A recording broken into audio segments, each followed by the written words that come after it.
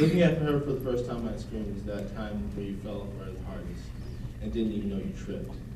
Blue isn't really the correct way to describe her eyes color, nor is gold to her hair, or some pearly white to the shine of her perfectly set teeth, though teeth aren't really particularly wanted. She isn't a girl with some hard outer shell that can't relate because her body was treated with without the most common courtesies as to not be touched, and the men who claimed to love her treated her like an ad flower for an event way past its time, served its purpose, and left to be hopefully recycled by the next college student passing by. No, her smile and her eyes wouldn't let you be so simple.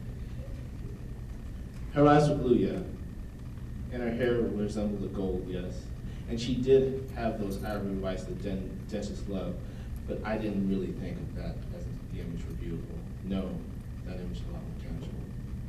We sent messages between screens 1,381 miles away about our lives, how she loved chocolate, and how had her bias against the disrespectful and stupid people. And animals were her life, and would be after she graduates. Yet she was squeamish from blood, and being in open water sent her into at least 2 or 3 panic attacks. So goes her luck in wanting to see dolphins. She could still see white Bengal tigers and eastern diamondback rattlesnakes and that really cute cobalt blue tarantula, and that usually let her be content. She couldn't say statistics for the life of her, and would just give up, stumped in a way that reminded you of a cat not catching a laser pointer. Within the months she would be gone, the picture was all that I had. But looking at it didn't make her beautiful.